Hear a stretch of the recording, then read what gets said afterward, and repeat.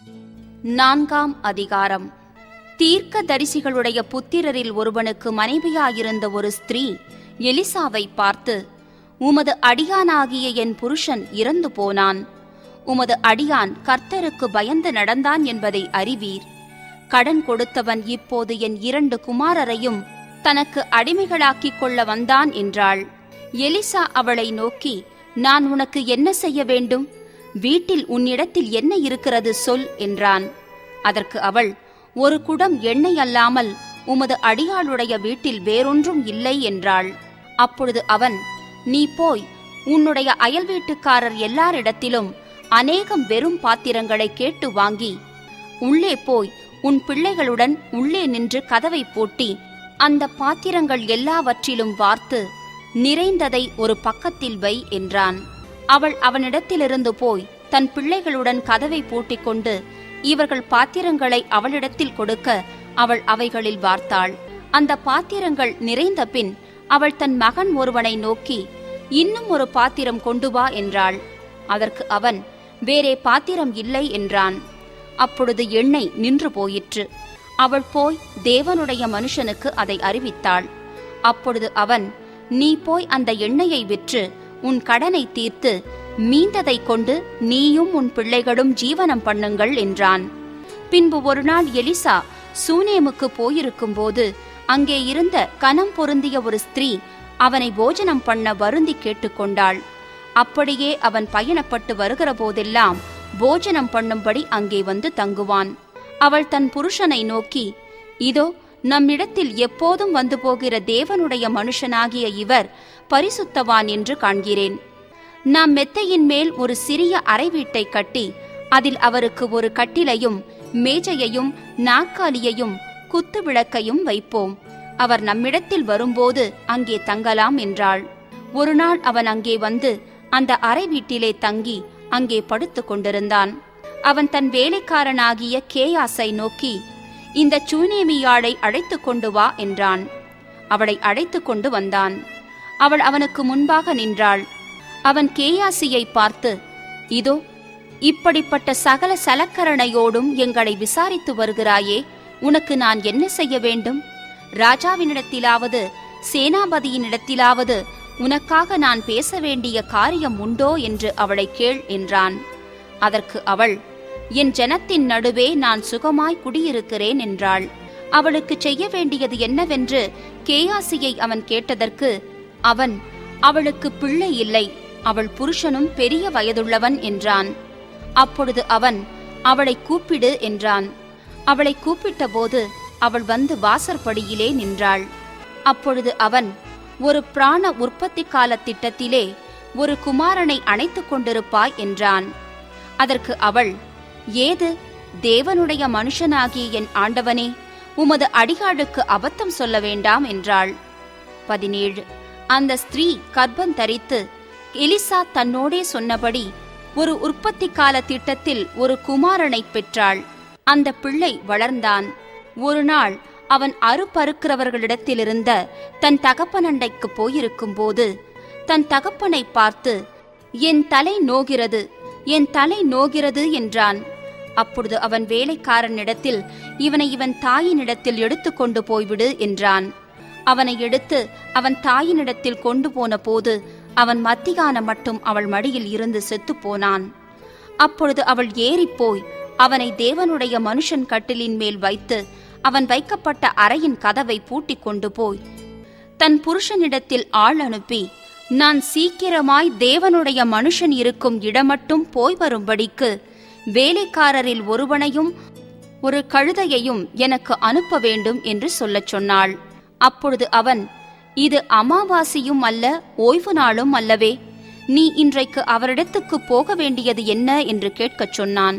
அதற்கு அவள், எல்லாம் சரிதான், நான் போக வேண்டியிருக்கிறது என்று சொல்லி அனுப்பி கழுதையின் மேல் சேணம் வைத்து ஏறி தன் வேலைக்காரனை நோக்கி, இதை ஓட்டிக்கொண்டு போ, நான் உனக்குச் சொன்னால் ஒழிய போகிற வழியில் எங்கும் ஓட்டத்தை நிறுத்தாதே என்று சொல்லி புறப்பட்டு கர்மேல் பர்வதத்தில் இருக்கிற தேவனுடைய மனுஷனிடத்திற்கு போனாள். தேவனுடைய மனுஷன் தூரத்திலே அவளை வரக்கண்டு தன் வேலைக்காரனாகிய கேயாசியை பார்த்து, அதோ சூனேமியாள் வருகிறாள். நீ அவளுக்கு எதிர்கொண்டு ஓடி, நீ சுகமாயிருக்கிறாயா? உன் புருஷன் சுகமாயிருக்கிறானா? அந்த பிள்ளை சுகமாயிருக்கிறதா என்று அவளிடத்தில் கேள் என்றான். அவள் சுகந்தான் என்று சொல்லி பர்வதத்தில் இருக்கிற தேவனுடைய மனுஷனிடத்தில் வந்து அவன் காலை பிடித்து கொண்டாள். அப்பொழுது கேயாசி அவளை விலக்கிவிட வந்தான். தேவனுடைய மனுஷன், அவளை தடுக்காதே, அவள் ஆத்துமா துக்கமாயிருக்கிறது, கர்த்தர் அதை எனக்கு அறிவியாமல் மறைத்து வைத்தார் என்றான். அப்பொழுது அவள், நான் என் ஆண்டவனிடத்தில் ஒரு குமாரனை வேண்டும் என்று கேட்டதுண்டா? எனக்கு அபத்தம் சொல்ல வேண்டாம் என்று நான் சொல்லவில்லையா என்றாள். அப்பொழுது அவன் கேயாசியை பார்த்து, நீ உன் இடையை கட்டிக்கொண்டு என் தடியை உன் கையில் பிடித்து கொண்டு வழியில் ஒருவனை சந்தித்தாலும் அவனை வினவாமலும், உன்னை ஒருவன் வினவினாலும் அவனுக்கு மறுமொழி சொல்லாமலும் போய் என் தடியை அந்த பிள்ளையின் முகத்தின் மேல் வை என்றான். பிள்ளையின் தாயோ, நான் உம்மை விடுகிறதில்லை என்று கர்த்தரின் ஜீவனையும் உம்முடைய ஜீவனையும் கொண்டு சொல்லுகிறேன் என்றாள். அப்பொழுது அவன் எழுந்திருந்து அவள் பின்னே போனான். கேயாசி அவர்களுக்கு முன்னே போய் அந்த தடியை பிள்ளையின் முகத்தின் மேல் வைத்தான். ஆனாலும் சப்தமும் இல்லை, உணர்ச்சியும் இல்லை. ஆகையால் அவன் திரும்பி அவனுக்கு எதிர்கொண்டு வந்து பிள்ளை விழிக்கவில்லை என்று அவனுக்கு அறிவித்தான். எலிசா வீட்டிற்குள் வந்தபோது, இதோ அந்த பிள்ளை அவன் கட்டிலின் மேல் செத்து கிடந்தான். உள்ளே போய் தங்கள் இருவருக்கும் பின்னாக அவன் கதவை பூட்டி கர்த்தரை நோக்கி வேண்டுதல் செய்து, கிட்டே போய் தன் வாய் பிள்ளையின் வாயின் மேலும், தன் கண்கள் அவன் கண்களின் மேலும், தன் உள்ளங்கைகள் அவன் உள்ளங்கைகளின் மேலும் படும்படியாக அவன் மேல் குப்புறப்படுத்து கொண்டான். அப்பொழுது பிள்ளையின் உடல் அனல் கொண்டது. அவன் எழுந்து அறை வீட்டில் இங்கும் அங்கும் உலாவி திரும்ப கிட்ட போய் அவன் மேல் குப்புறப்படுத்தான். அப்பொழுது அந்த பிள்ளை 7 தரம் தும்மி தன் கண்களை திறந்தான். அப்பொழுது அவன் கேயாசியை கூப்பிட்டு, அந்த சூனேமியாளை அழைத்து கொண்டு வா என்றான். அவளை அழைத்து கொண்டு வந்தான். அவள் அவனிடத்தில் வந்தபோது அவன், உன் குமாரனை எடுத்துக்கொண்டு போ என்றான். அப்பொழுது அவள் உள்ளே போய் அவன் பாதத்திலே விழுந்து தரை மட்டும் பணிந்து தன் குமாரனை எடுத்துக்கொண்டு வெளியே போனாள். எலிசா கில்காலுக்கு திரும்பி போயிருக்கையில் தேசத்திலே பஞ்சம் உண்டாயிற்று. தீர்க்கதரிசிகளின் புத்திரர் அவனுக்கு முன்பாக உட்கார்ந்திருந்தார்கள். அவன் தன் வேலைக்காரனை நோக்கி, நீ பெரிய பானையை அடுப்பிலே வைத்து தீர்க்கதரிசிகளின் புத்திரருக்கு கூழ் காய்ச்சு என்றான். ஒருவன் கீரைகளை பறிக்க வெளியிலே போய் ஒரு பேய் கொம்மட்டி கொடியை கண்டு அதன் காய்களை மடி நிறைய அறுத்து வந்து அவைகளை அரிந்து கூழ்பானையிலே போட்டான். அது இன்னதென்று அவர்களுக்கு தெரியாதிருந்தது. சாப்பிட அதை ஜனங்களுக்கு வார்த்தார்கள். அவர்கள் அந்த கூழில் எடுத்து சாப்பிடுகிற போது அதை சாப்பிடக்கூடாமல், தேவனுடைய மனுஷனே, பானையில் சாவு இருக்கிறது என்று சத்தமிட்டார்கள். அப்பொழுது அவன் மாவை கொண்டு வரச் சொல்லி அதை பானையிலே போட்டு ஜனங்கள் சாப்பிடும்படி அவர்களுக்கு வார் என்றான். அப்புறம் பானையிலே தோஷம் இல்லாமற் போயிற்று. பின்பு பாகால் சலீஷாவிலிருந்து ஒரு மனுஷன் தேவனுடைய மனுஷனுக்கு முதற்பலனான வார்கோதுமையின் 20 அப்பங்களையும் தாழ் கதிர்களையும் கொண்டு வந்தான். அப்பொழுது அவன், ஜனங்களுக்கு சாப்பிடக் கொடு என்றான். அதற்கு அவனுடைய பணிவிடைக்காரன், இதை நான் 100 பேருக்கு முன் வைப்பது எப்படி என்றான். அதற்கு அவன், அதை ஜனங்களுக்கு சாப்பிடக் கொடு, சாப்பிட்ட பிற்பாடு இன்னும் மீதியுண்டாயிருக்கும் என்று கர்த்தர் சொல்லுகிறார் என்றான். அப்பொழுது அவர்களுக்கு முன்பாக அதை வைத்தான். கர்த்தருடைய வார்த்தையின்படியே அவர்கள் சாப்பிட்டதுமன்றி மீதியும் இருந்தது. 5ஆம் அதிகாரம். சீரிய ராஜாவின் படைத்தலைவனாகிய நாகமான் என்பவன் தன் ஆண்டவனிடத்தில் பெரிய மனுஷனும் எண்ணிக்கையுள்ளவனுமாயிருந்தான். அவனைக் கொண்டு கர்த்தர் சீரியாவுக்கு இரட்சிப்பை கட்டளையிட்டார். மகா பராக்கிரமசாலியாகிய அவனோ குஷ்டரோகியாயிருந்தான். சீரியாவிலிருந்து தண்டுகள் புறப்பட்டு இஸ்ரவேல் தேசத்திலிருந்து ஒரு சிறு பெண்ணை சிறைப்பிடித்து கொண்டு வந்திருந்தார்கள். அவள் நாகமானின் மனைவிக்கு பணிவிடை செய்து கொண்டிருந்தாள். அவள் தன் நாச்சியாரை பார்த்து, என் ஆண்டவன் சமாரியாவிலிருக்கிற தீர்க்கதரிசியினிடத்தில் போவாரானால் நலமாயிருக்கும், அவர் இவருடைய குஷ்டரோகத்தை நீக்கிவிடுவார் என்றாள். அப்பொழுது அவன் போய், இஸ்ரவேல் தேசத்து பெண் இன்ன இன்ன பிரகாரமாய் சொல்லுகிறாள் என்று தன் ஆண்டவனிடத்தில் அறிவித்தான். அப்பொழுது சீரியாவின் ராஜா, நல்லது, போகலாம், இஸ்ரவேலின் ராஜாவுக்கு நிருபம் தருகிறேன் என்றான். அப்படியே அவன் தன் கையிலே 10 தாலந்து வெள்ளியையும் 6000 சேக்கல் நிறை பொன்னையும் 10 மாற்று வஸ்திரங்களையும் எடுத்துக்கொண்டு போய் இஸ்ரவேலின் ராஜாவிடத்தில் அந்த நிருபத்தை கொடுத்தான். அதிலே, இந்த நிருபத்தை உம்மிடத்தில் என் ஊழியக்காரனாகிய நாகமான் கொண்டு வருவான். நீர் அவன் குஷ்டரோகத்தை நீக்கிவிட அவனை உம்மிடத்தில் அனுப்பியிருக்கிறேன் என்று எழுதியிருந்தது. இஸ்ரவேலின் ராஜா அந்த நிருபத்தை வாசித்த போது அவன் தன் வஸ்திரங்களை கிழித்துக் கொண்டு ஒரு மனுஷனை அவன் குஷ்டரோகத்தினின்று நீக்கிவிட வேண்டும் என்று அவன் என்னிடத்தில் நிருபம் அனுப்புகிறதற்கு கொல்லவும் உயிர்ப்பிக்கவும் நான் தேவனா? இவன் என்னை விரோதிக்க சமயம் தேடுகிறான் என்பதை சிந்தித்துப் பாருங்கள் என்றான். இஸ்ரவேலின் ராஜா தன் வஸ்திரங்களை கிழித்துக் கொண்ட செய்தியை தேவனுடைய மனுஷனாகிய எலிசா கேட்டபோது அவன், நீர் உம்முடைய வஸ்திரங்களை கிழித்துக் கொள்வானேன்? அவன் என்னிடத்தில் வந்து இஸ்ரவேலிலே தீர்க்கதரிசி உண்டென்பதை அறிந்து கொள்ளட்டும் என்று ராஜாவுக்கு சொல்லி அனுப்பினான். அப்படியே நாகமான் தன் குதிரைகளோடும் தன் ரதத்தோடும் வந்து எலிசாவின் வாசற்படியிலே நின்றான். அப்பொழுது எலிசா அவனிடத்தில் ஆள் அனுப்பி, நீ போய் யோர்தானில் 7 தரம் ஸ்நானம் பண்ணு, அப்பொழுது உன் மாம்சம் மாறி நீ சுத்தமாவாய் என்று சொல்லச் சொன்னான். அதற்கு நாகமான் கடும் கோபம் கொண்டு புறப்பட்டு போய் அவன் வெளியே வந்து நின்று தன் தேவனாகிய கர்த்தருடைய நாமத்தை தொழுது தன் கையினால் அந்த இடத்தை தடவி, இவ்விதமாய் குஷ்டரோகத்தை நீக்கிவிடுவான் என்று எனக்குள் நினைத்திருந்தேன். நான் ஸ்நானம் பண்ணி சுத்தமாகிறதற்கு இஸ்ரவேலின் தண்ணீர்கள் எல்லாவற்றை பார்க்கிலும் தமஸ்குவின் நதிகளாகிய ஆப்னாவும் பர்பாரும் நல்லதல்லவோ என்று சொல்லி உக்கிரத்தோடே திரும்பி போனான். அவன் ஊழியக்காரர் சமீபத்தில் வந்து அவனை நோக்கி, தகப்பனே, அந்த தீர்க்கதரிசி ஒரு பெரிய காரியத்தை செய்ய உமக்குச் சொல்லியிருந்தால் அதை நீர் செய்வீர் அல்லவா? ஸ்நானம் பண்ணும், அப்பொழுது சுத்தமாவீர் என்று அவர் உம்மோடே சொல்லும் போது அதை செய்ய வேண்டியது எத்தனை அதிகம் என்று சொன்னார்கள். அப்பொழுது அவன் இறங்கி தேவனுடைய மனுஷன் வார்த்தையின்படியே யோர்தானில் 7 தரம் முழுகின போது அவன் மாம்சம் ஒரு சிறு பிள்ளையின் மாம்சத்தைப் போல மாறி அவன் சுத்தமானான். அப்பொழுது அவன் தன் கூட்டத்தோடெல்லாம் தேவனுடைய மனுஷனிடத்துக்கு திரும்பி வந்து அவனுக்கு முன்பாக நின்று, இதோ, இஸ்ரவேலில் இருக்கிற தேவனைத் தவிர பூமியெங்கும் வேறே தேவன் இல்லை என்பதை அறிந்தேன்.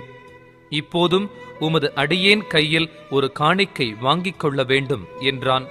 அதற்கு அவன், நான் வாங்குகிறதில்லை என்று கர்த்தருக்கு முன்பாக அவருடைய ஜீவனை கொண்டு சொல்லுகிறேன் என்றான். வாங்க வேண்டும் என்று அவனை வருந்தினாலும் தட்டுதல் பண்ணிவிட்டான். அப்பொழுது நாகமான், ஆனாலும் 2 கோவேறு கழுதைகள் சுமக்கத்தக்க 2 பொதி மண் உமது அடியேனுக்கு கட்டளையிட வேண்டும். உமது அடியேன் இனி கர்த்தருக்கே அல்லாமல் அந்நிய தேவர்களுக்கு சர்வாங்க தகனத்தையும் பலியையும் செலுத்துவதில்லை. ஒரு காரியத்தையே கர்த்தர் உமது அடியேனுக்கு மன்னிப்பாராக. என் ஆண்டவன் பணிந்து கொள்ள ரிம்மோன் கோவிலுக்குள் பிரவேசிக்கும் போது நான் அவருக்கு கைலாக கொடுத்து ரிம்மோன் கோவிலிலே பணிய வேண்டியதாகும். இப்படி ரிம்மோன் கோவிலில் நான் பணிய வேண்டிய இந்த காரியத்தை கர்த்தர் உமது அடியேனுக்கு மன்னிப்பாராக என்றான். அதற்கு அவன், சமாதானத்தோடே போ என்றான். இவன் புறப்பட்டு கொஞ்ச தூரம் போன போது தேவனுடைய மனுஷனாகிய எலிசாவின் வேலைக்காரன் கேயாசி என்பவன், அந்த சீரியனாகிய நாகமான் கொண்டு வந்ததை என் ஆண்டவன் அவன் கையிலே வாங்காமல் அவனை விட்டுவிட்டார். நான் அவன் பிறகே ஓடி அவன் கையிலே ஏதாகிலும் வாங்குவேன் என்று கர்த்தருடைய ஜீவன் மேல் ஆணையிட்டு நாகமானை பின்தொடர்ந்தான். அவன் தன் பிறகே ஓடி வருகிறதை நாகமான் கண்டபோது அவனுக்கு எதிர்கொண்டு போக ரதத்திலிருந்து குதித்து, சுக செய்தியா என்று கேட்டான். அதற்கு அவன், சுக செய்திதான். தீர்க்கதரிசிகளின் புத்திரரில் 2 வாலிபர் இப்பொழுதுதான் எப்பிராயி மலை தேசத்திலிருந்து என்னிடத்தில் வந்தார்கள். அவர்களுக்கு 1 தாலந்து வெள்ளியையும் 2 மாற்று வஸ்திரங்களையும் தரவேண்டும் என்று கேட்க என் எஜமான் என்னை அனுப்பினார் என்றான்.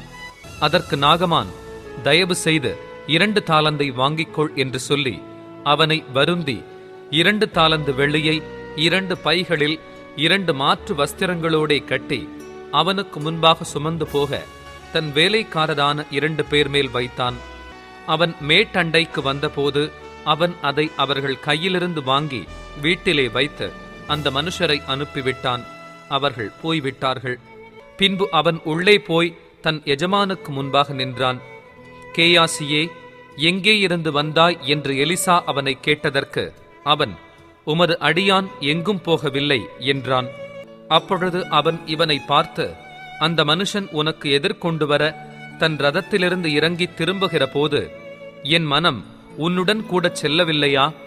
பணத்தை வாங்குகிறதற்கும் வஸ்திரங்களையும் ஒலிவத் தோப்புகளையும் திராட்சத் தோட்டங்களையும் ஆடு மாடுகளையும் வேலைக்காரரையும் வேலைக்காரிகளையும் வாங்குகிறதற்கும் இது காலமா?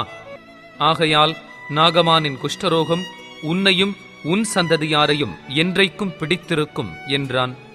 உடனே அவன் உறைந்த மழை நிறமான குஷ்டரோகியாகி அவன் சமூகத்தை விட்டு புறப்பட்டு போனான். 6ஆம் அதிகாரம். தீர்க்கதரிசிகளின் புத்திரர் எலிசாவை நோக்கி, இதோ, நாங்கள் உம்முடன் குடியிருக்கிற இந்த இடம் எங்களுக்கு நெருக்கமாயிருக்கிறது. நாங்கள் யோர்தான் மட்டும் போய் அவ்விடத்தில் ஒவ்வொருவரும் ஒவ்வொரு உத்திரத்தை வெட்டி குடியிருக்க அங்கே எங்களுக்கு ஒரு இடத்தை உண்டாக்குவோம் என்றார்கள். அதற்கு அவன், போங்கள் என்றான்.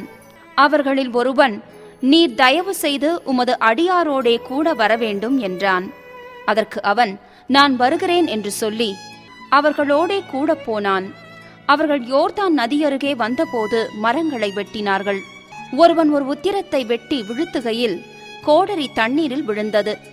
அவன், ஐயோ, என் ஆண்டவனே, அது இரவலாக வாங்கப்பட்டதே என்று கூவினான். தேவனுடைய மனுஷன் அது எங்கே விழுந்தது என்று கேட்டான். அவன் அந்த இடத்தை காண்பித்த போது ஒரு கொம்பை வெட்டி அதை அங்கே எறிந்து அந்த இரும்பை மிதக்க பண்ணி, அதை எடுத்துக்கொள் என்றான். அப்படியே அவன் தன் கையை நீட்டி அதை எடுத்துக்கொண்டான். அக்காலத்தில் சீரியாவின் ராஜா இஸ்ரவேலுக்கு விரோதமாய் யுத்தம் பண்ணி, இன்ன ஸ்தலத்திலே பாளையமிறங்குவேன் என்று தன் ஊழியக்காரரோடே ஆலோசனை பண்ணினான்.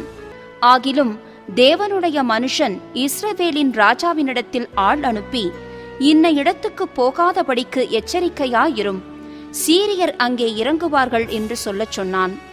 அப்பொழுது இஸ்ரவேலின் ராஜா தேவனுடைய மனுஷன் தன்னை எச்சரித்து தனக்கு குறித்துச் சொன்ன ஸ்தலத்திற்கு மனுஷரை அனுப்பி பார்த்து எச்சரிக்கையாயிருந்து இப்படி அநேகந்தரம் தன்னை காத்துக்கொண்டான்.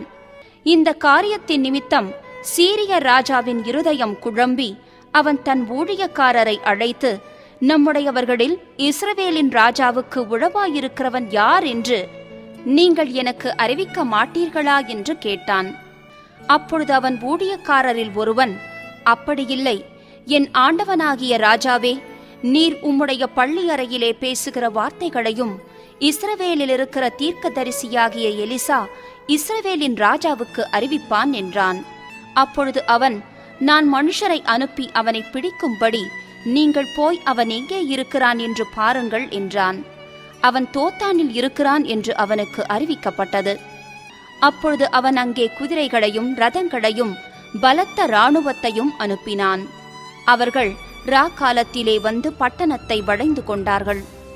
தேவனுடைய மனுஷனின் வேலைக்காரன் அதிகாலமே எழுந்து வெளியே புறப்படுகையில், இதோ, இராணுவமும் குதிரைகளும் ரதங்களும் பட்டணத்தை சுற்றி கொண்டிருக்க கண்டான். அப்பொழுது வேலைக்காரன் அவனை நோக்கி, ஐயோ, என் ஆண்டவனே, என்ன செய்வோம் என்றான். அதற்கு அவன், பயப்படாதே, அவர்களோடு இருக்கிறவர்களை பார்க்கிலும் நம்மோடு இருக்கிறவர்கள் அதிகம் என்றான்.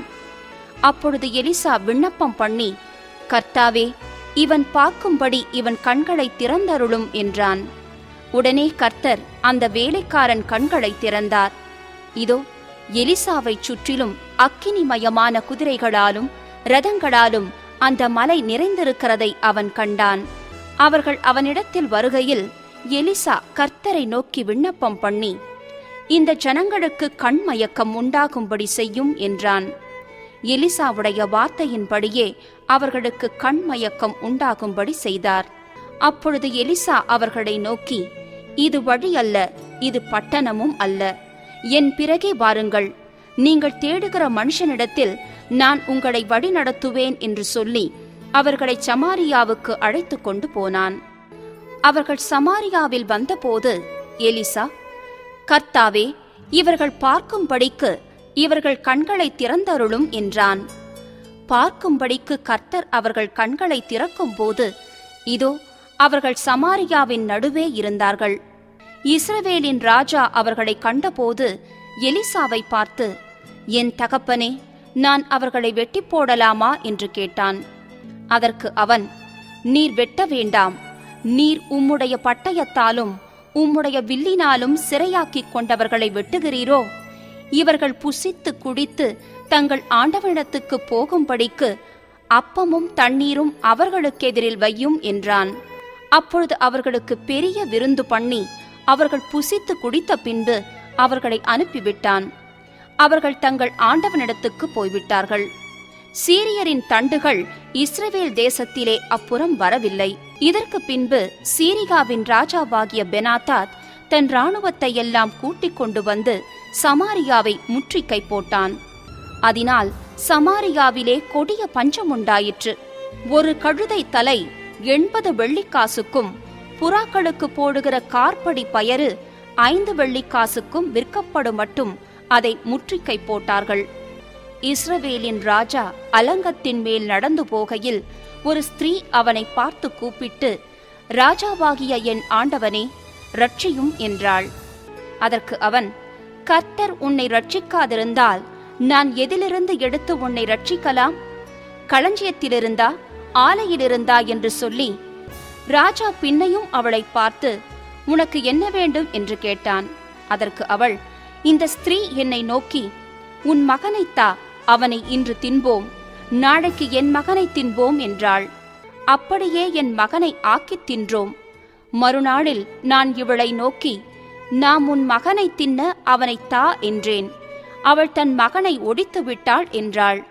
அந்த ஸ்திரீயின் வார்த்தைகளை ராஜா கேட்டவுடனே அலங்கத்தின் மேல் நடந்து போகிற அவன் தன் வஸ்திரங்களை கிழித்து கொண்டான். அவன் உள்ளே தன் சரீரத்தின் மேல் ரட்டு உடுத்தியிருக்கிறதை ஜனங்கள் கண்டார்கள். அவன், சாப்பாத்தின் குமாரனாகிய எலிசாவின் தலை இன்றைக்கு அவன் மேல் இருந்தால் தேவன் அதற்கு சரியாகவும் அதற்கு அதிகமாகவும் எனக்கு செய்ய கடவர் என்று சொன்னான். எலிசா தன் வீட்டில் உட்கார்ந்திருந்தான். மூப்பரும் அவனோடு உட்கார்ந்திருந்தார்கள். அப்பொழுது ராஜா ஒரு மனுஷனை தனக்கு முன்னே அனுப்பினான். இந்த ஆள் எலிசாவினிடத்துக்கு வரும் முன்னே அவன் அந்த மூப்பரை நோக்கி, என் தலையை வாங்க அந்த கொலைபாதகனுடைய மகன் ஆள் அனுப்பினான், பார்த்தீர்களா? அந்த ஆள் வரும்போது நீங்கள் அவனை உள்ளே வரவொட்டாமல் கதவை பூட்டி போடுங்கள். அவனுக்கு பின்னாக அவன் ஆண்டவனுடைய காலின் சத்தம் கேட்கிறது அல்லவா என்றான். அவர்களோடே அவன் பேசிக் கொண்டிருக்கையில் அந்த ஆள் அவனிடத்தில் வந்து, இதோ இந்த பொல்லாப்பு கர்த்தரால் உண்டானது. நான் இனி கர்த்தருக்காக காத்திருக்க வேண்டியது என்ன என்று ராஜா சொல்லுகிறார் என்றான்.